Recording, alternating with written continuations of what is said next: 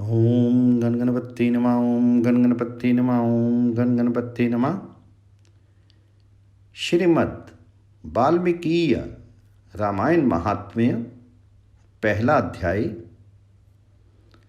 कलयुग की स्थिति, कलिकाल के मनुष्यों के उद्धार का उपाय, रामायण पाठ, उसकी महिमा, उसके श्रवण के लिए उत्तम काल आदि का वर्णन। श्री रामचंद्र जी समस्त संसार को शरण देने वाले हैं। श्री राम के बिना दूसरी कौन सी गति है। श्री राम कलयुग के समस्त दोषों को नष्ट कर देते हैं। अतः श्री रामचंद्र जी को नमस्कार करना चाहिए। श्री राम से काल रूपी भयंकर सर्प भी डरता है। जगत का सब कुछ भगवान श्री राम के वश में है। श्री राम में मेरी अखंड भक्ति बनी रहे। हे राम, आप ही मेरे आधार हैं। चित्रकूट में निवास करने वाले भक्ति लक्ष्मी सीता के आनंद निकेतन और भक्तों को अभय देने वाले परम आनंद स्वरूप भगवान श्री रामचंद्र जी को मैं नमस्कार करता हूँ। संपूर्ण जगत के अभीष्ट मनोरथों को सिद्ध करने वाले अथवा सृष्टि पालन एवं संहार के द्वारा जगत की व्यवहारिक सत्ता को सिद्ध करने वाले ब्रह्मा विष्णु और महेश आदि देवता जिनके अभिन्न अंश मात्र हैं, उन परम विशुद्ध सच्चिदानंद में परमात्म देव श्री रामचंद्र जी को मैं नमस्कार करता हूँ तथा उन्हीं के भजन चिंतन में मन लगाता हूँ। ऋषियों ने कहा, भगवान आप विद्वान हैं, ज्ञानी हैं। हमने जो कुछ पूछा था वे सब आपने हमें भली भांति बताया है। संसार बंधन में बंधे हुए जीवों के दुख बहुत हैं। इस संसार बंधन का उच्छेद करने वाला कौन है? आपने कहा है कि कलयुग में वेदोक्त मार्ग नष्ट हो जाएंगे। अधर्मपरायण पुरुषों को प्राप्त होने वाली यातनाओं का भी आपने वर्णन किया है। घोर कलयुग आने पर जब वेदोक्त मार्ग लुप्त हो जाएंगे, उस समय पाखंड फैल जाएगा। ये बात प्रसिद्ध है। प्यारा, सभी लोगों ने ऐसी बात कही है। कलयुग के सभी लोग काम वेदना से पीड़ित, नाटे शीर के और लोभी होंगे तथा धर्म और ईश्वर का आश्रय छोड़कर आपस में एक दूसरे पर ही निर्भर रहने वाले होंगे। प्रायः सब लोग थोड़ी आयु और अधिक संतान वाले होंगे। उस युग की स्त्रियां अपने ही शीर के पोषण में तत्पर और वैश्याओं के समान आचरण में प्रवृत्त होंगी। वे अपने पति की आज्ञा का अनादर करके सदा दूसरों के घर जाया आया करेंगी। दुराचारी पुरुषों से मिलने की सदैव अभिलाषा करेंगी। उत्तम कुल की स्त्रियां भी पर पुरुषों के निकट ओछी बातें करने वाली होंगी। कठोर और असत्य बोलेंगी तथा शीर को शुद्ध और सुसंकृत बनाए रखने के लिए सद्गुणों से वंचित होंगी। कलयुग में अधिकांश स्त्रियां वाचाल अर्थात व्यर्थ बकवास करने वाली होंगी। भिक्षा से जीवन निर्वाह करने वाले सन्यासी भी मित्र आदि के स्नेह संबंध में बंधे रहने वाले होंगे। वे भोजन के लिए चिंतित होने के कारण लोभवश शिष्यों का संग्रह करेंगे। स्त्रियां दोनों हाथों से सिर खुजलाती हुई गृहपति की आज्ञा का जानबूझकर उल्लंघन करेंगी। जब ब्राह्मण पखंडी लोगों के साथ रहकर पाखंडपूर्ण बातें करने लगे, तब जानना चाहिए कि कलयुग खूब बढ़ गया। ब्राह्मण, इस प्रकार घोर कलयुग आने पर सदा पापरायण रहने के कारण जिनका अंतःकरण शुद्ध नहीं हो सकेगा, उन लोगों की मुक्ति कैसे होगी? धर्मात्माओं में श्रेष्ठ सर्वज्ञ सूत जी, देवादि देव देवेश्वर जगत गुरु भगवान श्री रामचंद्र जी जिस प्रकार संतुष्ट हों वह उपाय हमें बताइए। मुनि श्रेष्ठ सूत जी, इन सारी बातों पर आप पूर्ण रूप से प्रकाश डालिए। आपके वचन अमृत का पान करने से किसको संतोष नहीं होता है? तो सूत जी ने कहा, मुनिवरों, आप सब लोग सुनिए। आपको जो सुनना अभीष्ट है वह मैं बताता हूँ। महात्मा नारद जी ने सनत कुमार जी को जिस रामायण नामक महाकाव्य का गान सुनाया था, वह समस्त पापों का नाश और दुष्ट ग्रहों की बाधा का निवारण करने वाला, वह संपूर्ण वेदार्थों की सम्मति के अनुकूल है। उसे समस्त दुस्वप्नों का नाश हो जाता है। वे धन्यवाद के योग्य तथा भोग और मोक्ष रूप फल प्रदान करने वाला है। उसमें भगवान श्री रामचंद्र जी की लीला कथा का वर्णन है। वे काव्य अपने पाठक और श्रोताओं के लिए समस्त कलमशी सिद्धियों को देने वाला है। धर्म, अर्थ, काम और मोक्ष इन चारों पुरुषार्थों का साधक है, महान फल देने वाला है। ये अपूर्व काव्य पुण्य में फल प्रदान करने की शक्ति रखता है। आप लोग एकाग्रचित्त होकर इसे श्रवण करें। महान पातकों तथा संपूर्ण उपपातकों से युक्त मनुष्य भी उस ऋषि परनीत दिव्य काव्य का श्रवण करने से शुद्धि प्राप्त कर लेता है। संपूर्ण जगत के हित साधन में लगे रहने वाले जो मनुष्य सदा रामायण के अनुसार बर्ताव करते हैं, वे ही संपूर्ण शास्त्रों के मर्म को समझने वाले और कृतार्थ हैं। विप्रवरो, रामायण धर्म, अर्थ, काम और मोक्ष का साधन तथा परम अमृत रूप है। अतः सदा भक्ति भाव से उसका श्रवण करना चाहिए। जिस मनुष्य के पूर्व जन्म उपार्जित सारे पाप नष्ट हो जाते हैं, उसी का रामायण के प्रति अधिक प्रेम होता है। ये निश्चित बात है। जो पाप के बंधन में जकड़ा हुआ है, वे रामायण की कथा आरंभ होने पर उसकी अवहेलना करके दूसरी निम्न कोटि की बातों में फंस जाता है। उन सदगाथाओं में अपनी बुद्धि के आसक्त होने के कारण वह तद अनुरूप ही वर्ताव करने लगता है। इसलिए दिव्येंद्रगण, आप लोग रामायण नामक परम पुण्यदायक उत्तम काव्य का श्रवण करें, जिसके सुनने से जन्म, जरा, मृत्यु के भय का नाश हो जाता है तथा श्रवण करने वाला मनुष्य पाप दोष से रहित होकर अच्युत स्वरूप हो जाता है। रामायण काव्य अत्यंत उत्तम, वर्णनीय और मनोवांछित वर देने वाला है। वह उसका पाठ और श्रवण करने वाले समस्त जगत को शीघ्र ही संसार सागर से पार कर देता है।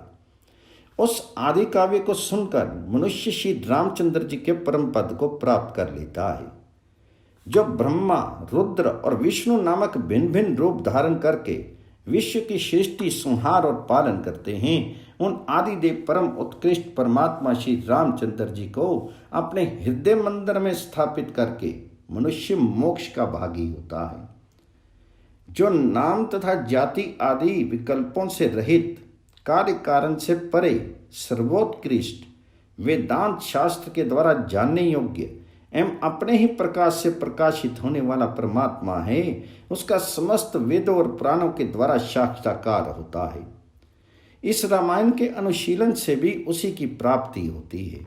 विप्रवरो, कार्तिक, माघ और चैत्र मास के शुक्ल पक्ष में 9 दिनों में रामायण की अमृतमयी कथा का श्रवण करना चाहिए।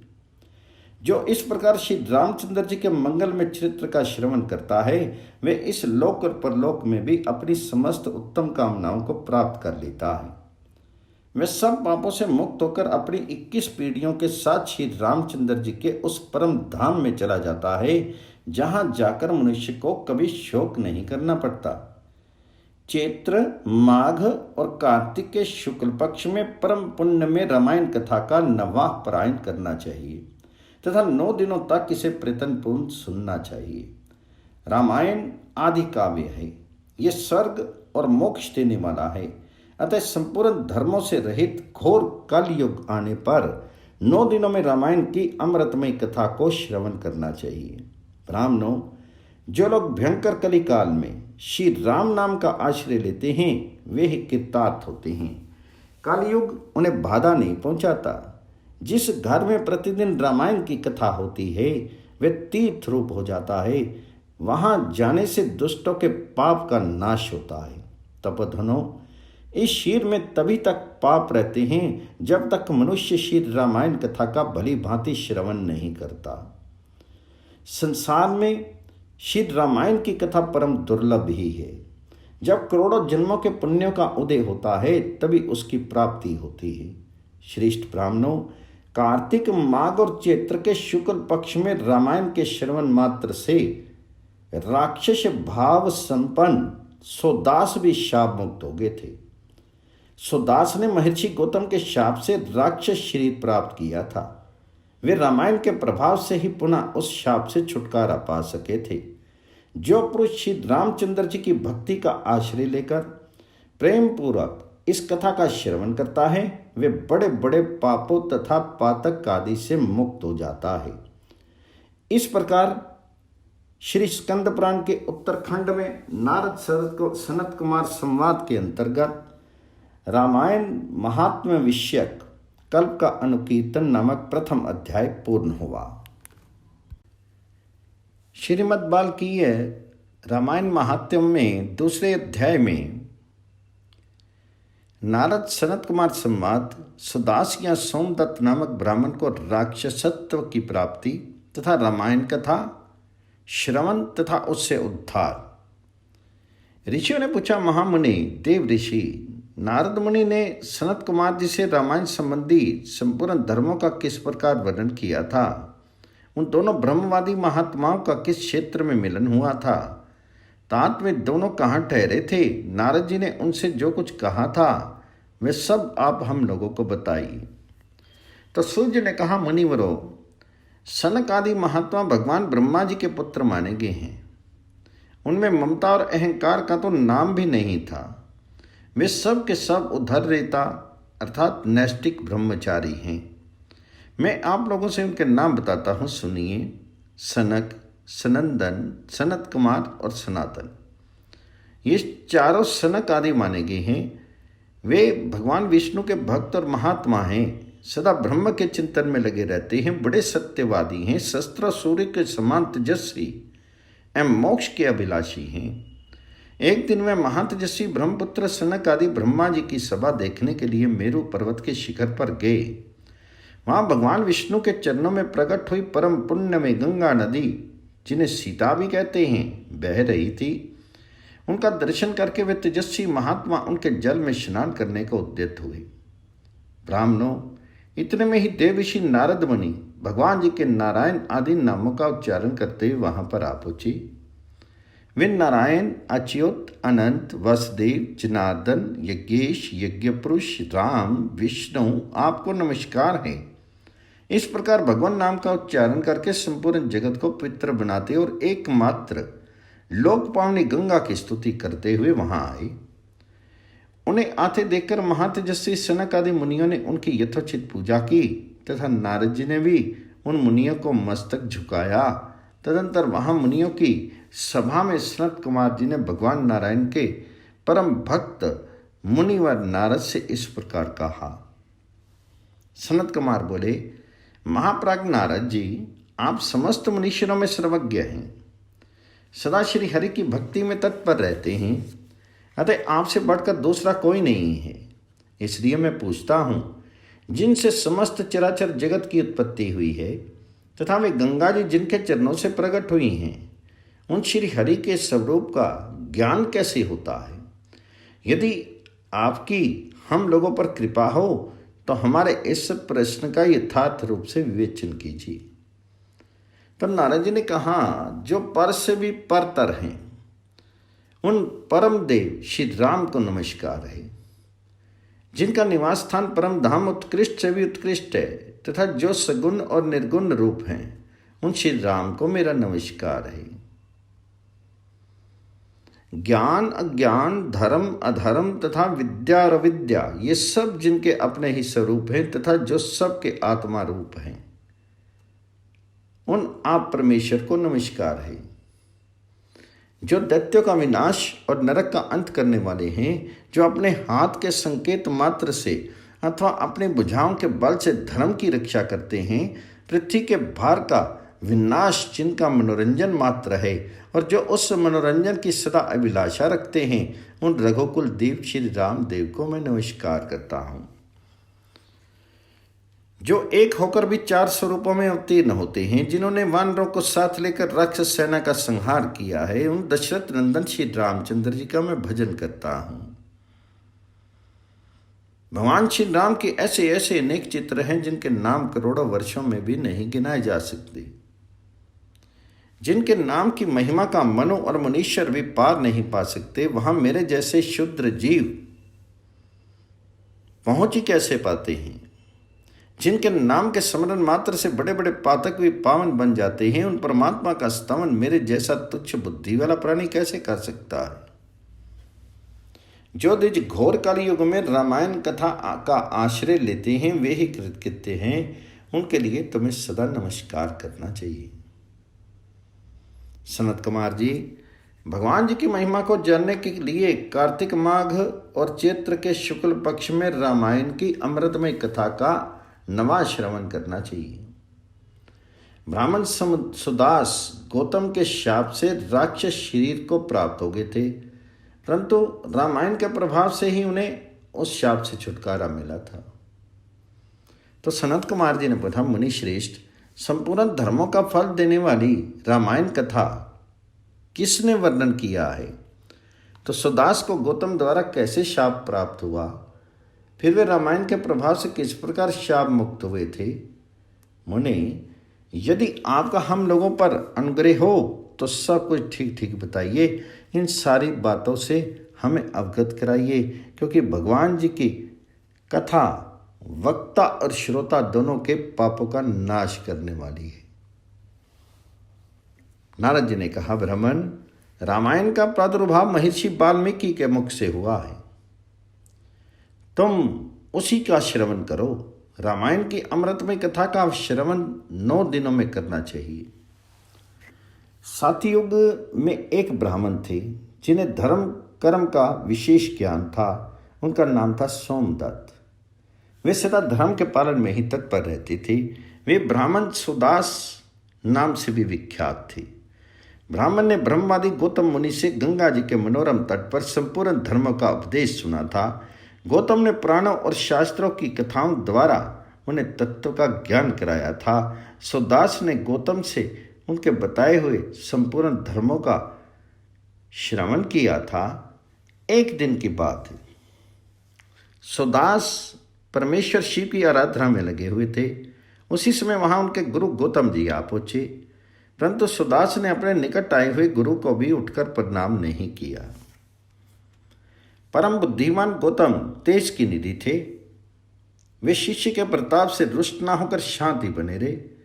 उन्हें यह जानकर प्रसन्नता हुई कि मेरा शिष्य सुदास शास्त्रोक्त कर्मों का अनुष्ठान करता है। किंतु सुदास ने जिनकी आराधना की थी वे संपूर्ण जगत के गुरु महादेव शिव गुरु की अवहेलना से होने वाले पाप को नहीं सह सके।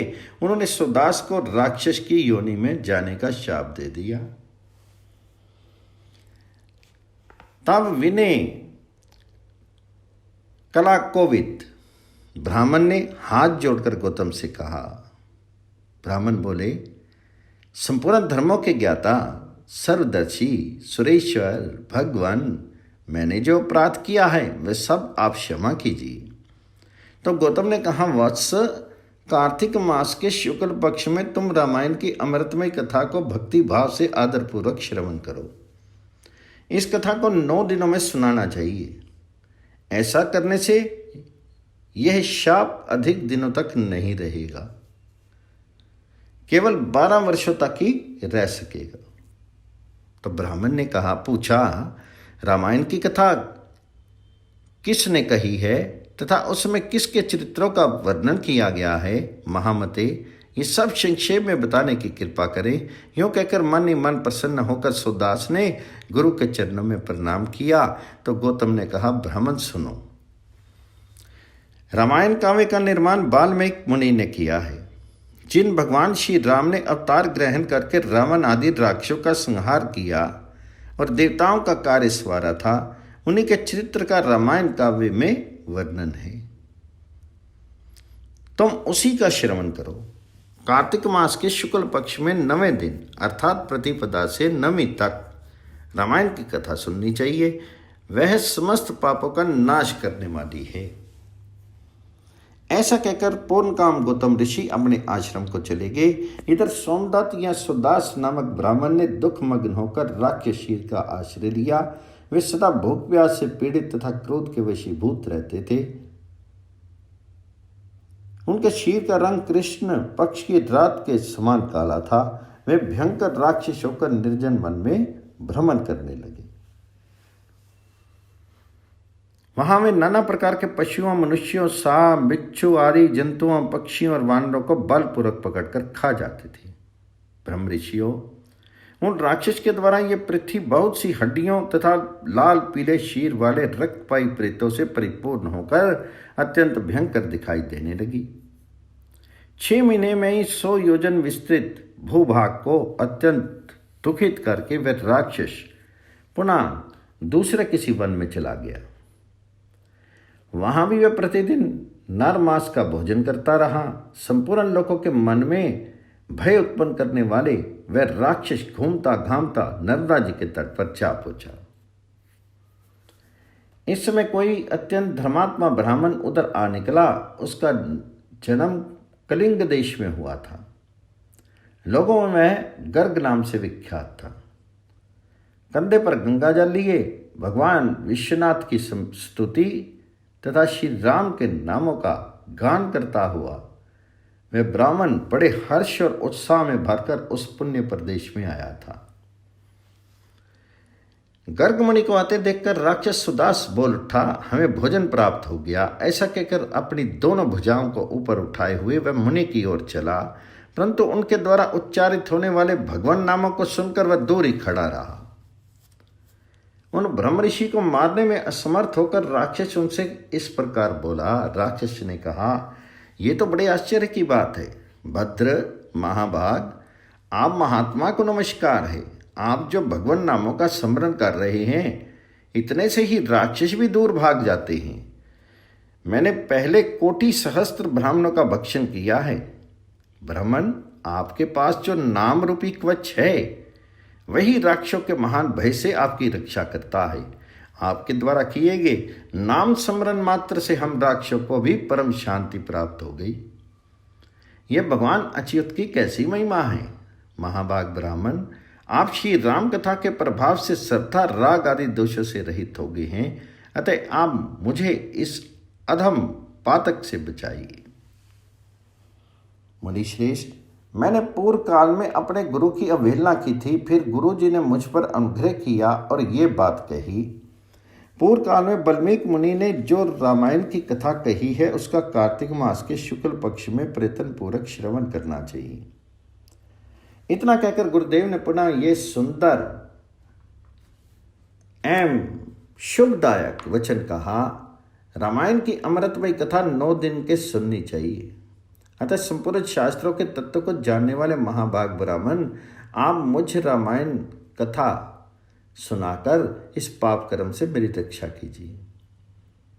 तो नारद जी कहते हैं, उस समय वहां राक्षस के मुख से रामायण का परिचय तथा श्री राम के उत्तम महात्म्य का वर्णन सुनकर द्विश्रेष्ठ गर्ग आश्चर्यचकित हो उठे। श्री राम नाम ही उनके जीवन का अवलंब था। वह ब्राह्मण देवता उस राक्षस के प्रति दया से द्रवित हो गए और सुदास से इस प्रकार बोले। ब्राह्मण ने कहा, महाधाम राक्षस राज, तुम्हारी बुद्धि निर्मल हो गई। इसमें कार्तिक मास का शुक्ल पक्ष चल रहा है। इसमें रामायण की कथा सुनो। राम भक्तिपरायण राक्षस, तुम श्री रामचंद्र जी के महत्व का श्रवण करो। तो श्री रामचंद्र जी के ध्यान में तत्पर रहने वाले मनुष्यों को बाधा पहुंचाने में कौन समर्थ हो सकता है। जहां श्री राम का भक्त है वहां ब्रह्मा, विष्णु और शिव विराजमान है। वहीं देवता, सिद्ध और रामायण का आश्रय लेने वाले मनुष्य हैं। अतः इस कार्तिक मास के शुक्ल पक्ष में तुम रामायण की कथा सुनो। 9 दिनों तक इस कथा को सुनने का विधान है, अतः तुम सदा सावधान रहो। ऐसा कहकर गर्ग मुनि ने उसे रामायण की कथा सुनाई। कथा सुनते ही उसका राक्षस तत्व दूर हो गया। राक्षस भाव का परित्याग करके वह देवताओं के समान सुंदर, करोड़ों सूर्यों के समान तेजस्वी और भगवान नारायण के समान कांतिमान हो गया। अपने 4 भुजाओं में शंख चक्र गदा पद्म लिए हुए वह श्री हरि के बैकुंठ धाम में चला गया। ब्राह्मण गर्ग मुनि की भूरी भूरी प्रशंसा करता हुआ वह भगवान के उत्तम धाम में जा पहुंचा। नारद जी कहते हैं, विप्रवरो, अतः आप लोग भी रामायण की अमृतमय कथा सुनिए, उनके श्रवण की सदा ही महिमा है। किंतु कार्तिक मास में विशेष बताई गई। रामायण के नाम का स्मरण करने से ही मनुष्य करोड़ों महापातकों तथा समस्त पापों से मुक्त होकर परम गति को प्राप्त होता है। मनुष्य रामायण इस नाम का जब एक बार भी उच्चारण करता है तभी वह समस्त पापों से मुक्त हो जाता है और अंत में भगवान विष्णु के लोक में चला जाता है। जो मनुष्य सदा भक्ति भाव से रामायण कथा को पढ़ते और सुनते हैं उन्हें गंगा स्नान की अपेक्षा 100 गुना पुण्य फल प्राप्त होता है। इस प्रकार से श्री स्कंद पुराण के उत्तरखंड में नारद सनत कुमार संवाद के अंतर्गत वाल्मीकि रामायण महात्म्य के प्रसंग में राक्षस का उद्धार नामक दूसरा अध्याय पूर्ण हुआ। श्रीमद् वाल्मीकि रामायण महात्म्य तीसरा अध्याय। माघ मास में रामायण श्रवण का फल, राजा सुमति और सत्यव्रती के पूर्व जन्म का इतिहास।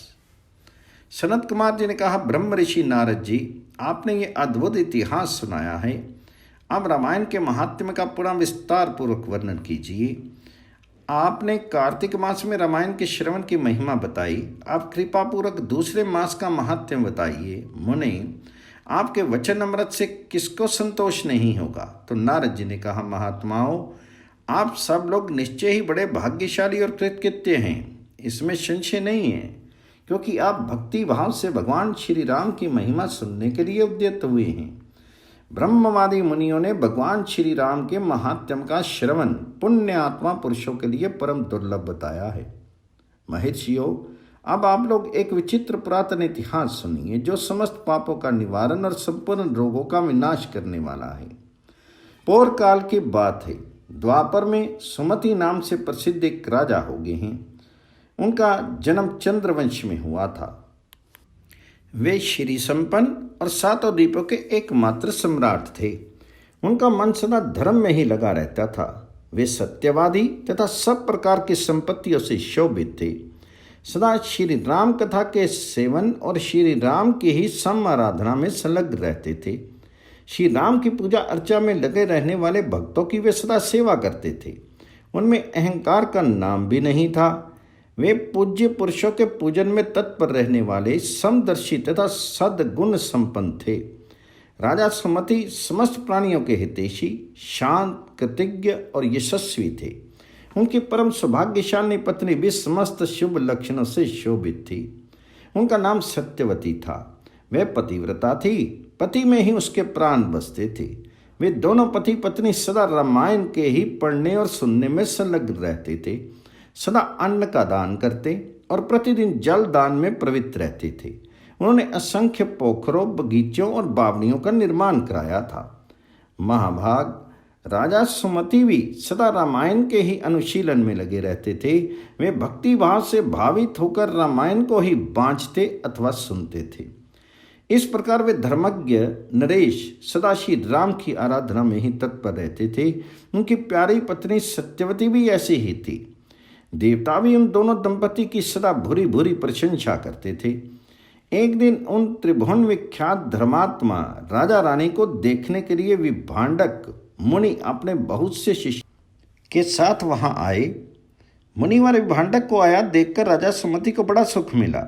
वे पूजा की विस्तृत सामग्री साथ ले पत्नी सहित उनकी अगवानी के लिए गए। जब मुनि का अतिथि सत्कार संपन्न हो गया और वे शांत भाव से आसन पर विराजमान हो गए, उस समय अपने आसन पर बैठे हुए भोपाल ने मुनि से हाथ जोड़कर कहा। राजा बोले, भगवान, आज आपके शुभ आगमन से मैं कृतार्थ हो गया, क्योंकि श्रेष्ठ पुरुष संतों के आगमन को सुखदायक बताकर उनकी प्रशंसा करते हैं। जहाँ महापुरुषों का प्रेम होता है वहाँ सारी संपत्तियाँ अपने आप उपस्थित हो जाती हैं। वहाँ तेज, कीर्ति, धन और पुत्र सभी वस्तुएं उपलब्ध होती हैं। ऐसा विद्वान पुरुषों का कथन है। सुन मुनि प्रभु, जहाँ संत महात्मा बड़ी भारी कृपा करते हैं वहाँ प्रतिदिन कल्याण में साधनों की वृद्धि होती है। ब्राह्मण, जो अपने मस्तक पर ब्राह्मणों का चिरनोदक धारण करता है, उस पुण्य आत्मा पुरुष ने सब तीर्थों में स्नान कर लिया, इसमें संशय नहीं है।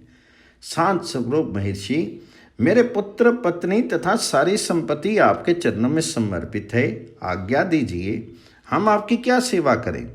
ऐसी बातें कहते हुए राजा सुमति की ओर देखकर मुनीश्वर विभांडक बड़े प्रसन्न हुए और उन्होंने अपने हाथ से राजा का स्पर्श करते हुए कहा।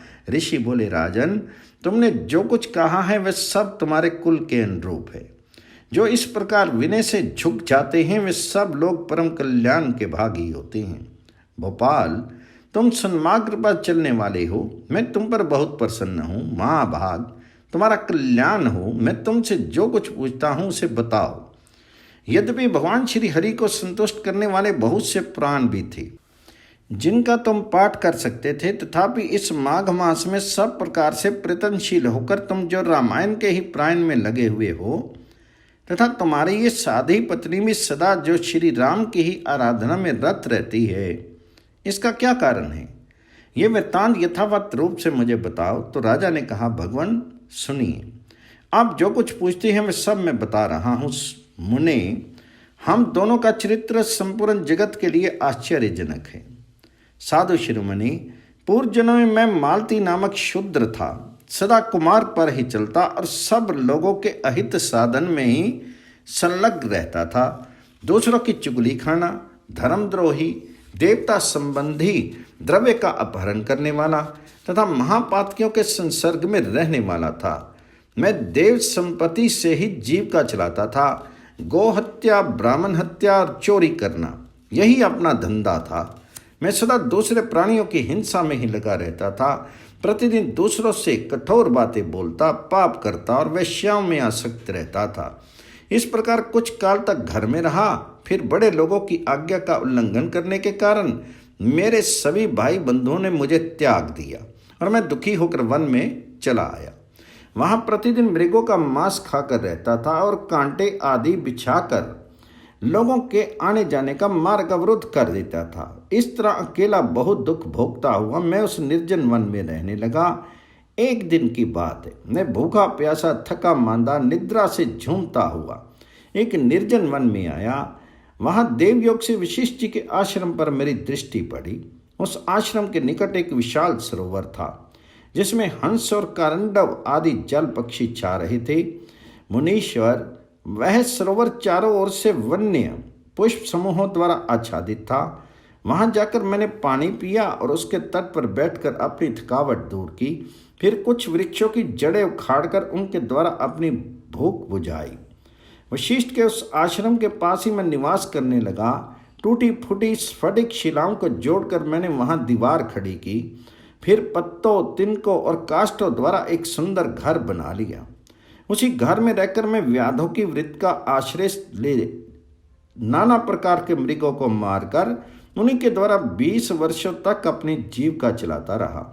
तदनंतर मेरी ये साधी पत्नी वहां मेरे पास आई। पूर्व जन्म में इसका नाम काली था। काली निषाद कुल की कन्या थी और विंध्य प्रदेश में उत्पन्न हुई थी। इसके भाई बंधुओं ने इसे त्याग दिया था। वह दुख से पीड़ित थी, उसका शीर वृद्ध हो चला था। ब्राह्मण, वह भूख प्यास से शिथिल हो गई थी और इस सोच में पड़ी थी कि भोजन का कार्य कैसे चलेगा।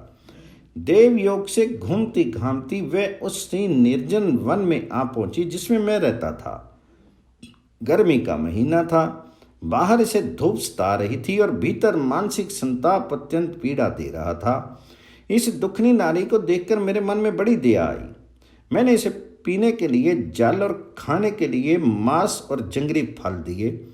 ब्राह्मण, काली जब विश्राम कर चुकी तब मैंने उससे उसका यथावत वृत्तांत पूछा। महामुनि, मेरे पूछने पर उसने जो अपने जन्म कर्म निवेदन किए थे उन्हें बताता हूँ, सुनिए। उसका नाम काली था और वह निषाद कुल की कन्या थी। विद्वान, उसके पिता का नाम दाम्भिक था। वह उसी की पुत्री थी और विंध्य पर्वत पर निवास करती थी।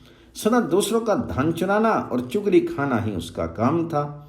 एक दिन उसने अपने पति की हत्या कर डाली, इसलिए भाई बंधुओं ने उसे घर से निकाल दिया।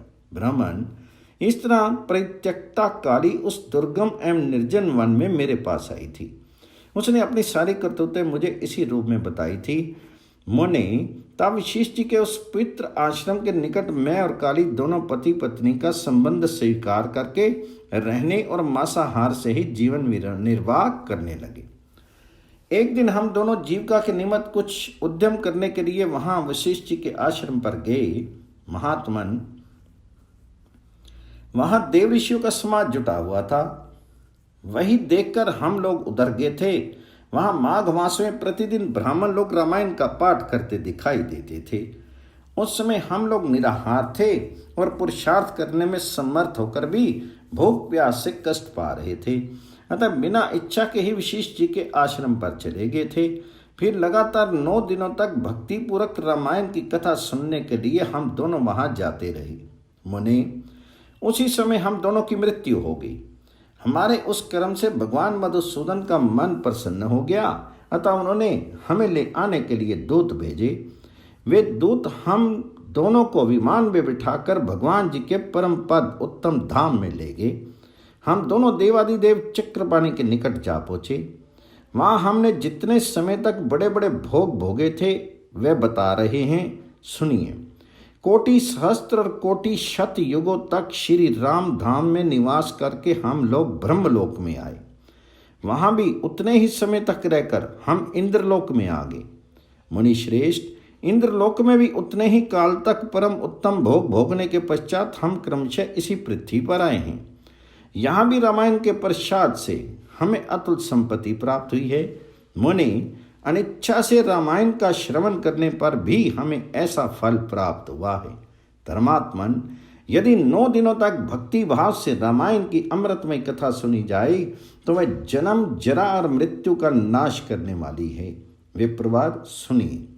विवश होकर भी जो कर्म किया जाता है वह रामायण के प्रसाद से परम महान फल प्रदान करता है। नारद जी कहते हैं, ये सब सुनकर मुनीश्वर भांडक राजा सुमति का अभिनंदन करके अपने तपोवन को चले गए। विप्रवरो, अतः आप लोग देवादिदेव चक्रपाणि भगवान श्री हरि की कथा सुनिए। रामायण कथा कामधेनु के समान अभीष्ट फल देने वाली बताई गई है। माघ मास के शुक्ल पक्ष में प्रथम पूर्वक रामायण की नवाह कथा सुननी चाहिए। वह संपूर्ण धर्मों का फल प्रदान करने वाली है। ये पवित्र आख्यान समस्त पापों का नाश करने वाला है। जो इसे बांचता अथवा सुनता है वे भगवान श्री राम का भक्त होता है।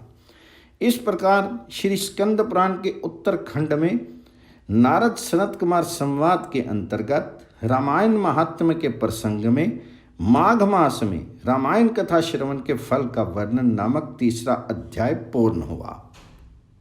श्रीमद् वाल्मीकि रामायण महात्म्य में 4थे अध्याय में चैत्र मास में रामायण के पठन और श्रवण का महात्म्य, कलिक नामक व्याध और उतंक मुनि की कथा। नारद जी कहते हैं, महर्षियों, अब मैं रामायण के पाठ और श्रवण के लिए उपयोगी दूसरे मास का वर्णन करता हूँ। एकाग्रचित्त होकर सुनो। रामायण का महात्म्य समस्त पापों को हर लेने वाला, पुण्यजनक तथा संपूर्ण दुखों का निवारण करने वाला है। वे ब्राह्मण, क्षत्रिय, वैश्य, शूद्र तथा स्त्री इन सब को समस्त मनवांछित फल प्रदान करने वाला है। उससे सब प्रकार के व्रतों का फल भी प्राप्त होता है। वे दुस्वप्न का नाशक, धन की प्राप्ति कराने वाला तथा भोग और मोक्ष रूप फल देने वाला है। अतः उसे प्रयत्न पूर्वक सुनना चाहिए। इसी विषय में विज्ञ पुरुष एक प्राचीन इतिहास का उदाहरण देते हैं। वे इतिहास अपने पाठकों और श्रोताओं के समस्त पापों का नाश करने वाला है। प्राचीन कलयुग में एक कलिक नाम वाला व्याध रहता था। वह सदा प्राय स्त्री और प्राय धन के अपहरण में ही लगा रहता था। दूसरों की निंदा करना उनका नित्य का काम था। वह सदा सभी जंतुओं को पीड़ा दिया करता था। उसने कितने ही ब्राह्मणों तथा सैकड़ों हजारों गौओं की हत्या कर डाली थी। प्राय धन का तो वह नित्य अपहरण करता ही था, देवता के धन को भी हड़प लेता था। उसने अपने जीवन में अनेक बड़े बड़े पाप किए थे। उसके पापों की गणना करोड़ों वर्षों में भी नहीं की जा सकती थी। एक समय वह महापापी व्याध, जो जीव जंतुओं के लिए यमराज के समान भयंकर था, सोवीर नगर में गया। वह नगर सब प्रकार के वैभव से संपन्न, वस्त्राभूषणों से भूषित, युवतियों द्वारा शोभित, स्वच्छ जल वाले सरोवरों से अलंकृत तथा भांति भांति की दुकानों से सज्जित था। देवनगर के समान उसकी शोभा हो रही थी। व्याध उस नगर में गया। सुवीर नगर के उपवन में भगवान केशव का बड़ा सुंदर मंदिर था, जो सोने के अनेक कलशों से ढका हुआ था। उसे देखकर व्याध को बड़ी प्रसन्नता हुई। उसने ये निश्चय किया कि मैं यहाँ से बहुत सा स्वर्ण चुरा कर ले जाऊंगा। ऐसा निश्चय करके वह चोरी पर लट्टू रहने वाला व्याध श्री राम के मंदिर में गया। वहां उसने शांत, तत्वार्थवेता और भगवान की आराधना में तत्पर उतंक मुनि का दर्शन किया, जो तपस्या की निधि थे। वे अकेले ही रहते थे। उनके हृदय में सबके प्रति दया भरी थी। वे सब ओर से निष्प्रिय थे। उनके मन में केवल भगवान जी के ध्यान का ही लोभ बना रहता था। उन्हें वहां उपस्थित देखकर व्याध ने उनको चोरी में विघ्न डालने वाला समझा। तदनंतर वे आधी रात हुई तब वे देव संबंधी द्रव्य समूह लेकर चला। उस मदोन्मत्त व्याध ने उतंक मुनि की छाती को अपने एक पैर से दबाकर हाथ से उसका गला पकड़ लिया और तलवार उठाकर उन्हें मार डालने का उपक्रम किया। उतंक ने देखा व्याध मुझे मार डालना चाहता है, तो वे उससे इस प्रकार बोले। उतंक ने कहा, और भले मानुष, तुम व्यर्थ ही मुझे मारना चाहते हो। मैं तो सर्वथा निरपराध हूँ। लोभधक, बताओ तो सही, मैंने तुम्हारा क्या अपराध किया है?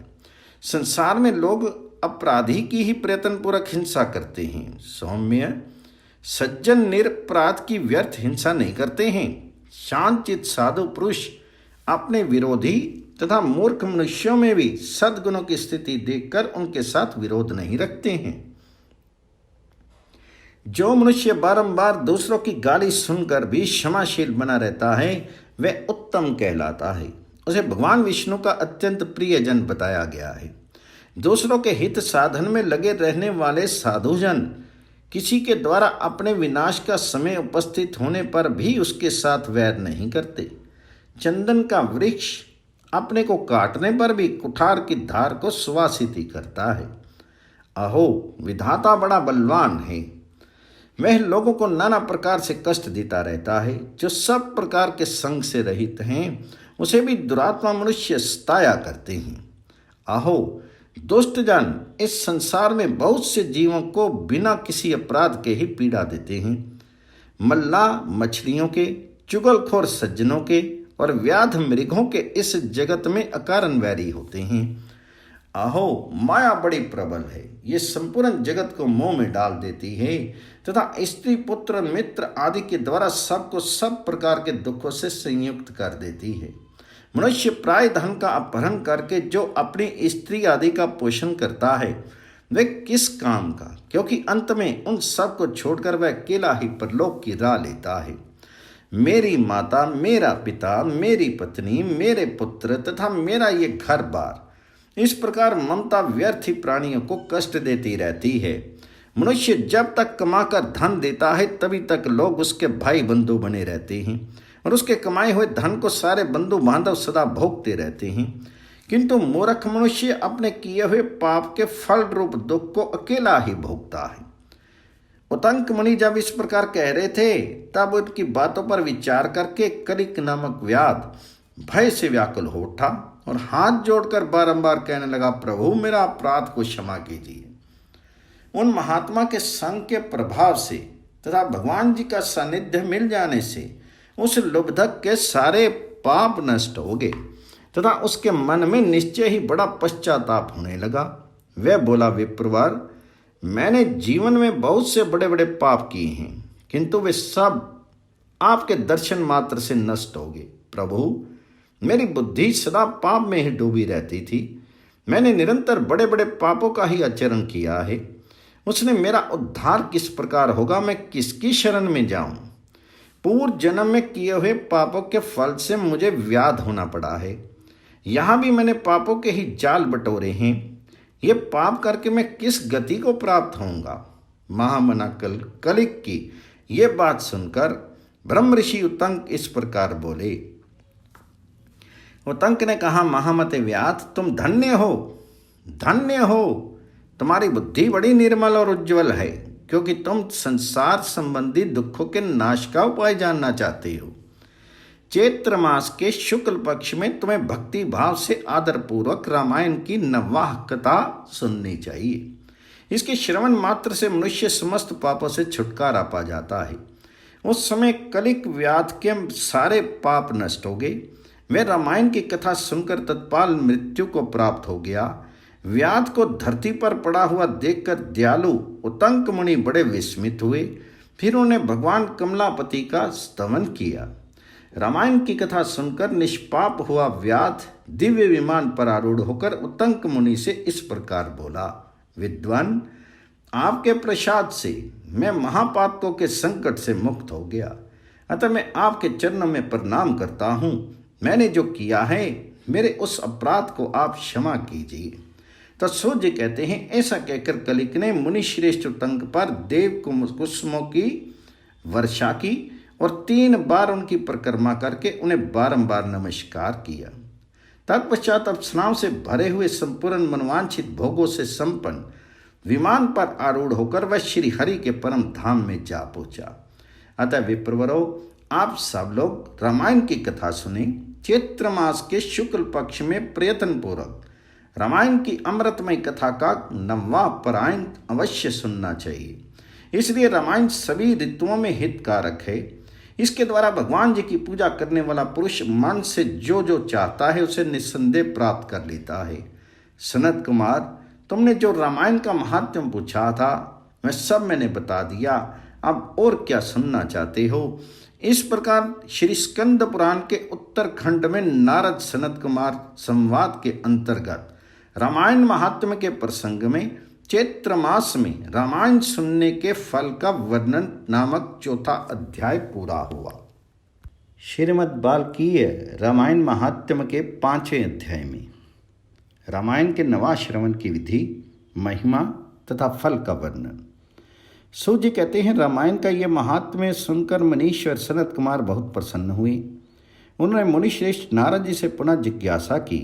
सनत कुमार जी बोले, मुनीश्वर, आपने रामायण का महात्म्य कहा, अब मैं इसकी विधि सुनना चाहता हूँ। महामुनि, आप तत्वार्थ ज्ञान में कुशल हैं, अतः अत्यंत कृपापूर्वक इस विषय को यथार्थ रूप से बताइए। तो नारद जी ने कहा, महर्षियों, तुम लोग एकाग्रचित होकर रामायण की ये विधि सुनो, जो संपूर्ण लोकों में विख्यात है। वह स्वर्ग तथा मोक्ष संपत्ति की वृद्धि करने वाली है। मैं रामायण कथा श्रवण का विधान बता रहा हूँ, तुम लोग सब उसे सुनो। रामायण कथा का अनुष्ठान करने वाले वक्ता एवं श्रोता को भक्ति भाव से भावित होकर उस विधान का पालन करना चाहिए। उस विधि का पालन करने से करोड़ों पाप नष्ट हो जाते हैं।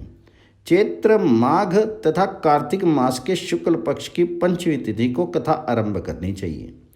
पहले षष्ठी वाचन करके फिर ये संकल्प करें कि हम 9 दिनों तक रामायण की अमृतमयी कथा सुनेंगे। फिर भगवान जी से प्रार्थना करें, श्री राम, आज से प्रतिदिन मैं आपकी अमृतमयी कथा सुनूंगा। ये आपके कृपा प्रसाद से परिपूर्ण हो। नित्य प्रति अपा मार्ग की शाखा से दंत शुद्धि करके राम भक्ति में तत्पर होकर विधि पूर्वक स्नान करें। अपनी इंद्रियों को संयम में रखकर भाई बंधुओं के साथ स्वयं कथा सुनें। पहले अपने कुलाचार के अनुसार दंत धावन पूर्वक स्नान करके श्वेत वस्त्र धारण करें और शुद्ध होकर घर आकर मौन भाव से दोनों पैर धोने के पश्चात आचमन करके भगवान नारायण का स्मरण करें। फिर प्रतिदिन देव पूजन करके संकल्प पूर्वक भक्ति भाव से रामायण ग्रंथ की पूजा करें। व्रती पुरुष आवाहन, आसन, गंध, पुष्प आदि के द्वारा ओम नमो नारायणाय इस मंत्र से भक्तिपरायण होकर पूजन करें। संपूर्ण पापों की निवृत्ति के लिए अपनी शक्ति के अनुसार 1, 2 या 3 बार प्रयत्न पूर्वक होम करें। इस प्रकार जो मन और इंद्रियों को संयम में रखकर रामायण की विधि का अनुष्ठान करता है, वह भगवान विष्णु के धाम में जाता है, जहाँ से लौटकर वह फिर इस संसार में नहीं आता।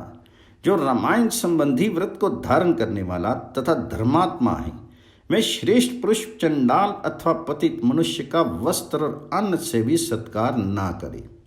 जो नास्तिक, धर्म मर्यादा को तोड़ने वाले, पर निंदक और चुगलखोर हैं, उनका रामायण व्रतधारी पुरुष वाणी मात्र से भी आदर नहीं करे। जो पति के जीवित रहते ही पर पुरुष के संग से माता द्वारा उत्पन्न किया जाता है, उस जारज पुत्र को कुंड कहते हैं। ऐसे कुंड के यहाँ जो भोजन करता है, जो गीत गाकर जीविका चलाता है, देवता पर चढ़ी हुई वस्तु का उपभोग करने वाले मनुष्य का अन्न खाता है, वैद्य है, लोगों की मिथ्या प्रशंसा में कविता लिखता है, देवताओं तथा ब्राह्मणों का विरोध करता है, प्राय अन्न का लोभी है और पर स्त्री में आसक्त रहता है, ऐसे मनुष्य का भी रामायण व्रती पुरुष वाणी मात्र से भी आदर नहीं करे। इस प्रकार दोषों से दूर एवं शुद्ध होकर जितेंद्रिय एवं सबके हित में तत्पर रहते हुए जो रामायण का आश्रय लेता है, परम सिद्धि को प्राप्त होता है। गंगा के समान तीर्थ, माता के तुल्य गुरु, भगवान विष्णु के सदृश देवता तथा रामायण से बढ़कर कोई उत्तम वस्तु नहीं है। वेद के समान शास्त्र, शांति के समान सुख, शांति से बढ़कर ज्योति तथा रामायण से उत्कृष्ट कोई काव्य नहीं है। क्षमा के सदृश बल, कीर्ति के समान धन, ज्ञान के सदृश लाभ तथा रामायण से बढ़कर कोई उत्तम ग्रंथ नहीं है। रामायण कथा के अंत में विदग्ध वाचक को दक्षिणा सहित गौ का दान करें, उन्हें रामायण की पुस्तक तथा वस्त्र और आभूषण आदि दें। जो वाचक को रामायण की पुस्तक देता है वह भगवान विष्णु के धाम में जाता है, जहाँ जाकर उसे कभी शोक नहीं करना पड़ता। धर्मात्माओं में श्रेष्ठ सनत कुमार, रामायण की नवा कथा सुनने से यजमान को जो फल होता है उसे सुनो। पंचमी तिथि को रामायण की अमृतमय कथा को आरंभ करके उसके श्रवण मात्र से मनुष्य सब पापों से मुक्त हो जाता है। यदि 2 बार यह कथा श्रवण की गई तो श्रोता को पुंडरीक यज्ञ का फल मिलता है। जो चितेंद्रिय पुरुष व्रत धारण पूर्वक रामायण कथा को श्रवण करता है वह 2 अश्वमेध यज्ञों का फल पाता है। मुनिवरों, जिसने 4 बार इस कथा का श्रवण किया है वह 8 अग्निष्टोम के परम पुण्य फल का भागी होता है। जिस महामनस्वी पुरुष ने 5 बार रामायण कथा का श्रवण का व्रत पूरा कर लिया है वह अग्निष्टोम यज्ञ के द्विगुण पुण्य फल का भागी होता है। जो एकाग्रचित होकर इस प्रकार 6 बार रामायण कथा के व्रत का अनुष्ठान पूरा कर लेता है वह अग्निष्टोम यज्ञ के 8 गुने फल का भागी होता है। मुनीश्वरों, स्त्री हो या पुरुष, जो 8 बार रामायण कथा को सुन लेता है वह नर मेध यज्ञ का 5 गुना फल पाता है। जो स्त्रियां पुरुष 9 बार इस व्रत का आचरण करता है उसे 3 गोमेध यज्ञ का पुण्य फल प्राप्त होता है। जो पुरुष शांतचित्त और जितेंद्रिय होकर रामायण यज्ञ का अनुष्ठान करता है वह उस परम आनंद में धाम में जाता है, जहां जाकर उसे कभी शोक नहीं करना पड़ता। जो प्रतिदिन रामायण का पाठ अथवा श्रवण करता है, गंगा नहाता है और धर्म मार्ग का उपदेश देता है, ऐसे लोग संसार सागर से मुक्त ही हैं, इसमें संशय नहीं है। महात्माओं, यतियों, ब्रह्मचारियों तथा परवीरों को भी रामायण की नवा कथा सुननी चाहिए।